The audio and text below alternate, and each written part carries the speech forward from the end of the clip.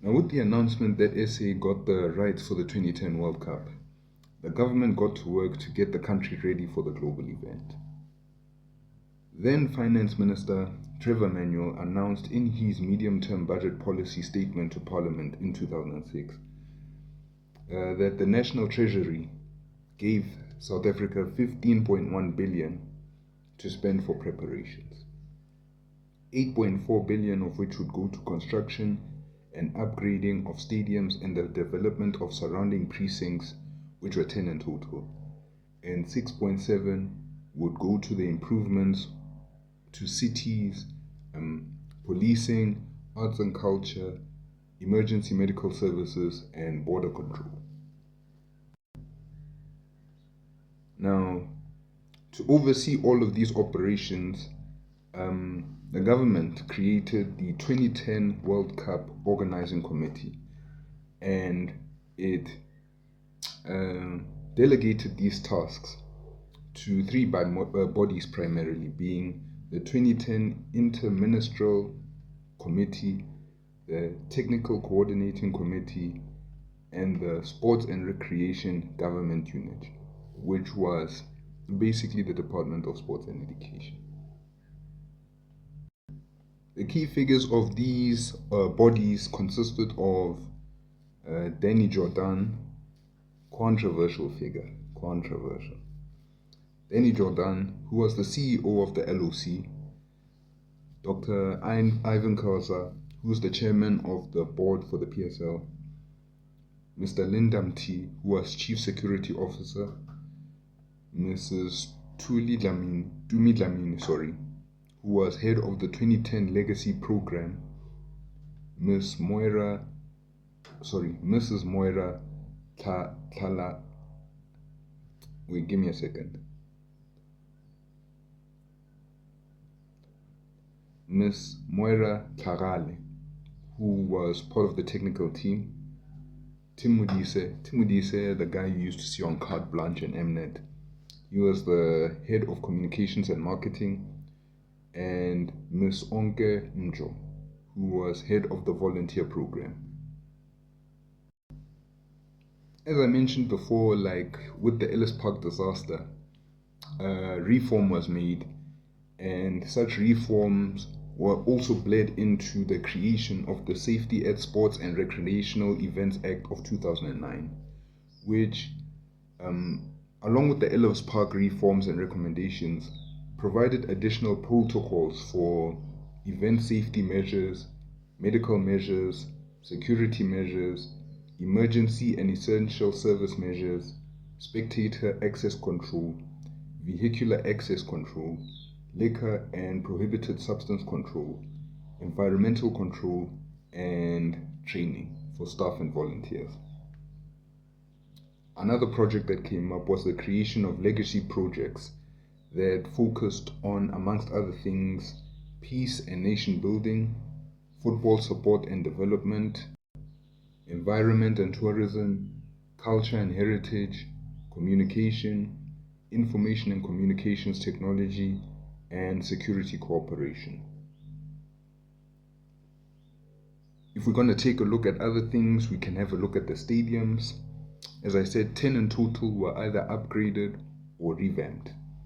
And the thing is about the stadiums, like because of the event, like the magnitude of the World Cup, I guess the government had no choice to like upgrade. But then now the event has come and gone, and some of these stadiums are just sitting here with like gathering dust, so to speak, because most of the PSL teams, they can barely fill up these stadiums, unless it's a derby game or it's against a big team, so yeah, we'll get to that like in the legacy part of the World Cup. But going back to the stadiums, Soccer City, for example, Soccer City has a capacity of 94,700. Its budget was 1.56 billion. Ellis Park, it was upgraded. Its capacity was 61,000. The cost ranged in the estimate of 230 million.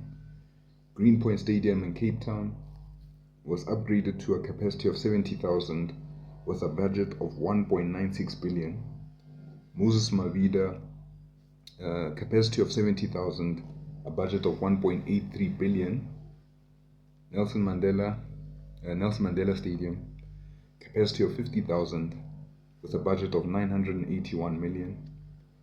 Bombela in Nelspruit, capacity of 46,000, budget of 875 million. Peter Mokaba Stadium, capacity of 46,000 with a budget of 1.76 million. Mangaung, 48,000, a budget of 221 million. Royal Bafokeng, 42,000, budget of 147 million.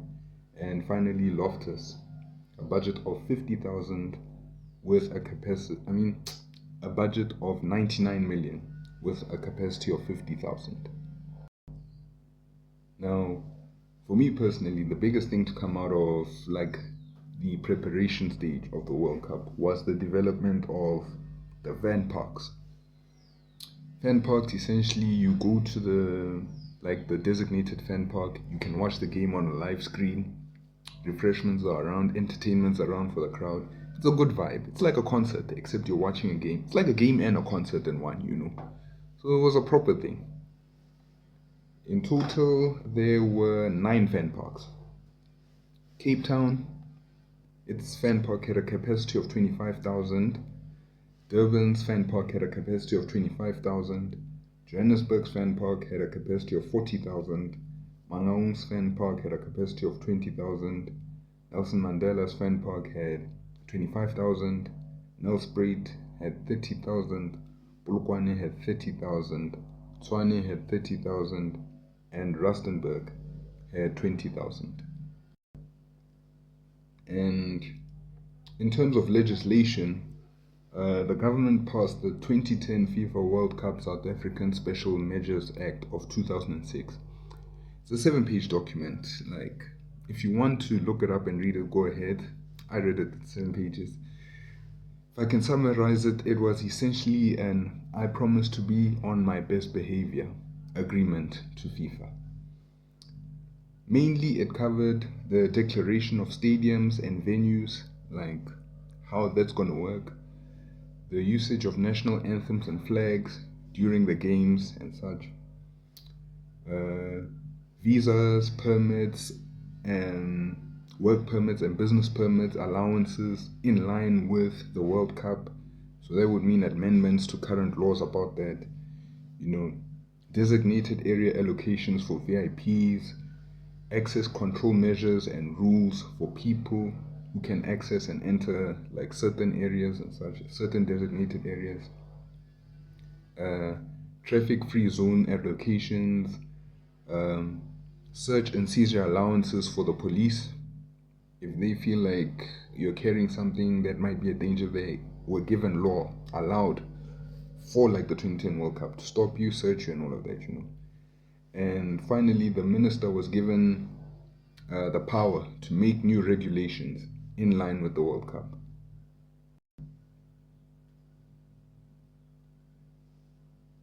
At the end of it all, the government spent a total of 28 billion on the World Cup.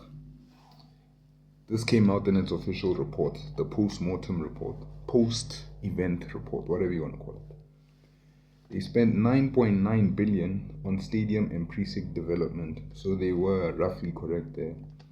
They spent 11.8 billion on transport, 300 million on broadcast and telecommunications, 684 million on event operations, 1.4 billion on safety and security, 25 million on event volunteer training, 3.5 billion on ports of entry infrastructure, 630 million on immigration support, and 504 million on communications, hosting, legacy, and culture.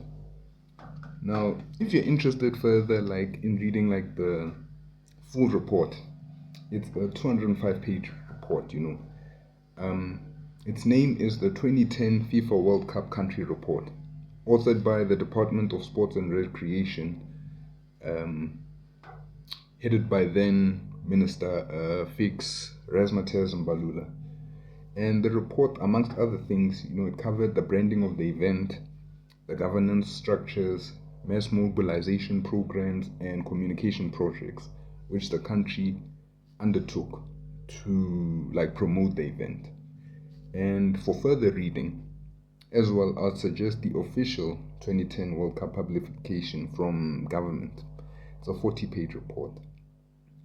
It's titled Kenako, Celebrate Africa's Humanity, Catalyst for Growth, Investing in Infrastructure, Services, and People.